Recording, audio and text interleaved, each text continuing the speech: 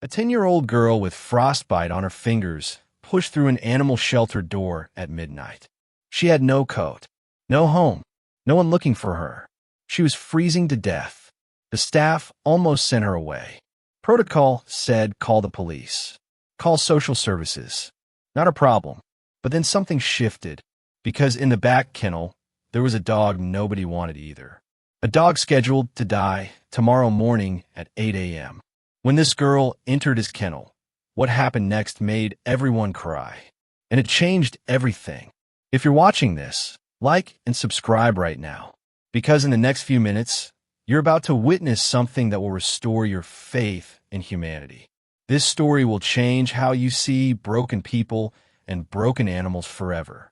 Her name was Maya Chun, 10 years old, but her eyes held the weight of someone who had lived lifetimes in the streets. 5 years ago, her mother left without saying goodbye. She left only a note that said, "I can't do this anymore." Her father tried desperately. He worked double shifts at the restaurant downtown, brought home leftovers when he could, walked her to school when his health allowed. But then the diagnosis came. Diabetes spread through his body slowly at first, then faster. Then the infection followed, inevitable and cruel. Then the hospital bills came, destroying everything they had managed to build together over all those years. Then nothing. Her father was gone, completely. By 9 years old, Maya wasn't just homeless. She was invisible. Teachers stopped calling on her during class. Other kids stopped sitting with her at lunch. Adults would look right through her like she was made of glass. 7 months on the streets now, sleeping in doorways, parking garages, under bridges, anywhere the cold wouldn't kill her before morning came. 7 months of learning that the world has absolutely zero patience for children without proper addresses or homes. She had become a ghost to the living world. This December night was different. Worse. Final. The temperature had dropped far below 0 degrees. The wind didn't just feel cold. It felt like violence itself. Like the world had finally decided it was done with her. Her usual alley, where she normally slept, blocked off for construction work. The parking garage, where she sometimes found shelter, occupied by men with dangerous eyes and clear intentions. The 24-hour diner, locked and dark. The library, closed for the night. Every single shelter in the entire city, completely full. She'd been walking for hours, her fingers completely numb, her legs barely responding to her commands. Her shoes were held together with duct tape and hope. Her coat was so thin it was basically paper now. She was going to die tonight. She finally understood that. And then she saw it through the falling snow. A warm light, an open door, a sign that read, "Riverside Animal Shelter, open 24 hours. She pushed through those doors, not knowing she was about to meet the only living being who would understand exactly what it meant when the entire world decided you weren't worth saving. In the very back of the shelter lived a dog named Jasper. Not because anyone had ever loved him with that name, but because that's what was written on the official paper when animal control brought him in 8 long months ago. Emaciated, covered in scars. His face was so twisted by deliberate violence that people would actually recoil when they saw him. The pit bull mix didn't arrive at the shelter as a rescue mission. He arrived as a problem, a burden, cruelty's unwanted creation. His left ear was completely gone, a deep crater of scar tissue where it used to be. His right eye was cloudy white, blindness from infection, deliberately left untreated on purpose. His jaw didn't close properly, tongue hanging out, constantly grimacing in pain. His entire body told the real story of his suffering. Cigarette burns dotted his hide like accusations. They were systematic, deliberate, burns made by hands that knew exactly what they were doing. Whip marks crisscrossed his back. Deep ones, old ones, healed wrong because they never received proper treatment. One leg didn't bend right. A break that had never been set. Never been treated properly, just healed in complete agony. This wasn't accidental damage from a car accident or rough play. This was methodical torture. Someone hurt him slowly, methodically, with clear intention for years and years. The shelter director had already signed the official papers. Jasper was scheduled for euthanasia tomorrow morning at exactly 8 a.m. Not because he was dangerous beyond help. Not because he was suffering unbearably. Because he was broken and ugly and nobody wanted to look at him or deal with his trauma. The world prefers its rescued animals to look like they were never broken. Compassion had limits, and Jasper had exceeded all of them completely. The vet had been honest 3 weeks ago. He's traumatized beyond what we can treat.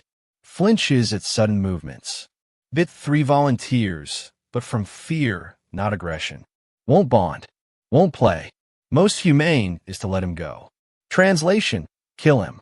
Jasper sat at the hallway's end, away from other dogs, away from light, away from hope. His good eye was closed most of the time now. His scarred body was curled tightly in the corner, taking up the smallest space possible. He'd stopped eating 3 weeks ago, not from physical inability to eat, from complete and utter surrender. He'd finally learned what the world had been trying to teach him. Staying alive might not actually be worth the price. Sarah brought Maya through warm shelter rooms. Cats in sunlight. Hopeful dogs. Rabbits. We give them second chances, Sarah said gently. Maya understood immediately. Second chances were for broken things. For her. Can I see all of them? Maya asked. They walked past bright-eyed dogs, a 3-legged cat, tumbling kittens, a 1-eared rabbit. Then they came to the back hallway. Dimmer lights. Different air. Colder. Sarah stopped at one kennel. There's one more. His name is Jasper. He's been hurt. Really hurt. Worse than others. His body shows what was done. Most people can't look without discomfort. Why tell me? Maya asked. Because you deserve knowing, Sarah said. Choose whether to look. Choose whether to care. Maya looked at this woman who saw her, really saw her. I want to see him, Maya said with certainty. They approached the kennel's end. Jasper was in the corner, completely still, halfway to being dead. When Maya appeared, Jasper's head lifted slowly. Not curiosity, exhaustion. Learned knowledge that humans brought pain. His scarred face, missing ear, cloudy eye, misaligned jaw. Most children would recoil, but Maya pressed her hands against glass. Hey, she whispered. Hi there. I'm Maya, she said softer. Something shifted in her. Not horror, not pity, recognition. He's scared, she said as fact. Very scared, Sarah confirmed. Can I go in? Sarah made a decision that would change everything. She unlocked the kennel. The sound of the lock opening echoed through the concrete space like a gunshot reverberating through the entire building. Jasper's entire body tensed immediately in response. A low rumble started in his chest. Not quite a growl, but a clear warning. The sound of something preparing to defend itself, because that was the only survival strategy it had ever learned through years of cruel abuse. Maya stepped inside without showing any fear whatsoever. She didn't rush toward him, didn't try to touch him or comfort him with words. She simply sat down very slowly on the cold concrete floor, several feet away from the dog, and waited in complete silence. The rumble in Jasper's chest deepened and grew more menacing. Minutes passed slowly. The only sound in the kennel was breathing. Jasper's was fast and shallow from fear. Maya's was slow and deliberate, almost meditative. Then she began to speak with remarkable calm and understanding. I know why you're scared, she whispered, and her voice carried something that made everyone listening hold their breath. I know in my bones. I feel it every single day. Jasper's ear flicked toward her voice despite his fear. You're scared of people, Maya continued with deep understanding. You're scared of what they do to you, of the pain they cause, of what comes after the pain. She gathered something from very deep inside herself, from places that had learned only too well how it felt to hurt and be hurt. I'm scared of dying alone, she said quietly, tears already running down her small face. Of freezing to death tonight and nobody knowing I ever existed. Of being so invisible that when I finally disappear, nobody, even notices I'm gone. She reached in her pocket very slowly, a deliberate, non-threatening movement designed to show Jasper she meant no harm. Her hand emerged with a piece of bread, the bread she'd been saving from the soup kitchen, bread that could have kept her alive for one more full day. She placed it carefully on the ground between them on the cold concrete. But the real scary thing, Maya said, her voice cracking with deep emotion, is learning to believe what they all say about you. Learning to hate yourself completely because everyone else decided to hate you first. Jasper's breathing shifted noticeably. His good eye opened just a fraction. You're not bad, Maya said with conviction, and now tears were streaming down her small face. You're just broken. And that's not the same thing as being bad. That's not the same thing at all. She reached out her hand very slowly, so slowly that it took 10 full seconds. She gave Jasper every single chance to attack, to bite, to reject. He didn't. The dog scheduled to die at 8 a.m. did something nobody thought possible. He moved toward her, one paw forward, then another. His body uncurled. Breathing slowed. Trembling stopped. He took the bread. Then Jasper pressed his scarred forehead against Maya's chest. Her arms came around him. Small hands ran over burns and scars as if healing through touch. She buried her face in his fur and cried. Not sadness. Recognition. Finally, being seen. I've got you. I've got you now, she whispered. Outside, Sarah froze, hand over mouth, tears streaming. This was resurrection. Maya looked up, eyes burning fierce. Please, don't let him die tomorrow. Sarah's mouth went dry. Maya, how did you know? I know what it's like being scheduled. Maya interrupted, fierce and steady. People deciding you're too much trouble.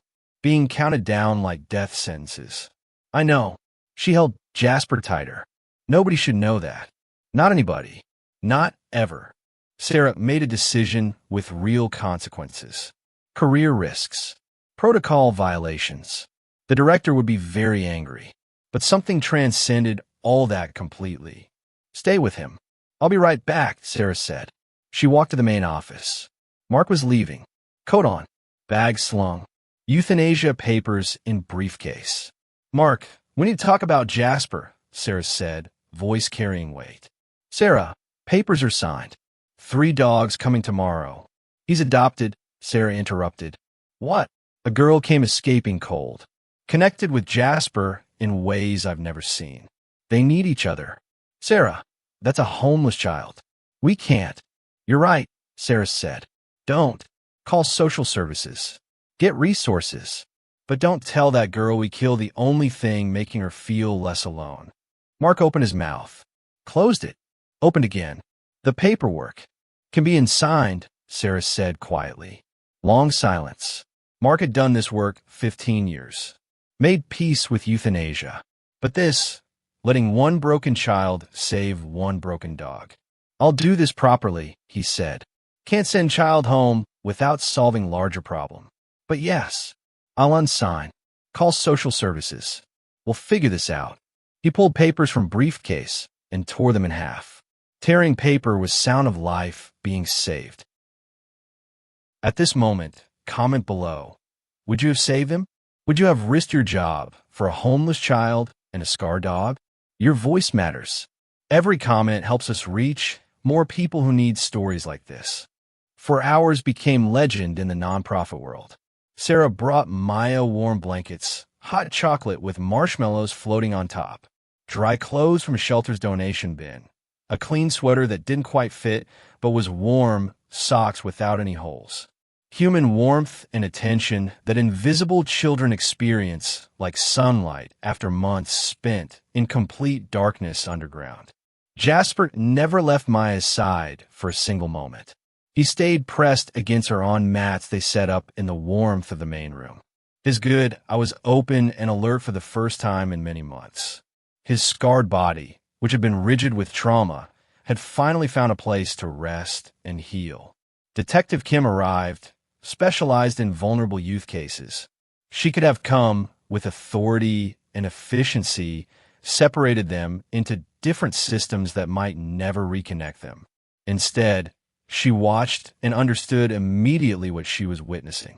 She made multiple important phone calls into the night to the Vasquez family who had lost their daughter 5 years ago, who were desperately seeking purpose for their deep grief, to foster care agencies willing to bend rules for outcomes that actually made real sense, to people who understood that sometimes saving one life required the cooperation of many. His name is Jasper, Maya told Kim, her small hand buried in the dog's remaining fur. And I can't leave him. I can't leave him here. I don't think you have to, Kim said. And there was something profound in her voice that told Maya this woman understood the way the world should actually work. By 3 a.m., plans had taken final shape. Mrs. Eleanor Vasquez called back. If this child needs somewhere safe to sleep, she can sleep in my home. And if she needs to take her dog with her, well, my daughter always wanted a dog. As dawn broke over the city, gold and rose painting the shelter windows in beautiful shades, Maya and Jasper walked together toward Eleanor's car. The old woman, with her grief worn visibly on her weathered face, took one look at the damaged dog and the damaged girl, and something in her broke open in the way that grief sometimes does when it encounters new purpose. She wrapped both of them in her arms, this stranger and this creature, and said the words they both desperately needed to hear. Welcome home. And in that moment, in a gesture so small and so profound that Sarah would replay it in her memory forever, Jasper's tail moved. Not a full wag yet, but a beginning, a flutter, a sign that something deep in his traumatized nervous system was remembering what hope felt like. 3 months later, Jasper showed remarkable improvement. Chronic pain lessened. Vision improved, navigated Eleanor's home with confidence. His spirit transformed most. He began playing. Tentative joy of creature remembering pleasure. Maya taught him world contained kindness, not just pain. Humans trustworthy. Broken lives meant something. Maya enrolled in school again. Eleanor helped homework. 3 meals daily. Eleanor said, "You saved him." "He saved me too," Maya replied. The shelter became nonprofit legend. Sarah spoke at conferences. Kim used story in training materials. 1 year after, shelter hosted adoption anniversary. Maya and Jasper as guests of honor. "I was lost," she said beside Jasper, hand on head. So was he. Then we found each other. Realized we were just waiting for someone who'd finally see us. 18 months after, Eleanor passed peacefully. Will clear house and savings to trust from Maya's college. Jasper's care guaranteed. Beyond documents, Eleanor left more valuable. Girl knowing she's worthy of love. Dog learning trust again. Proof sometimes most broken people and animals just need someone believing they're worth effort. If this story moved you, if you cried, if your heart broke and was healed at the same time, please share this video right now with someone you love deeply. Tag someone in the comments who desperately needs to see this. A friend, a family member, someone who's lost faith in humanity, someone who feels like they're too broken to matter. Because compassion is contagious. Hope is contagious. When we share stories like this, we change the world one heart at a time. Subscribe today to never miss another story that will restore your faith in the power of love and genuine human kindness. Because every single one of us is Maya or Jasper at some point in our lives. And we all deserve someone who sees us, really sees us, completely sees us. Share the story now. Someone out there needs knowing they're not too broken to be loved. We're never beyond the reach of compassion.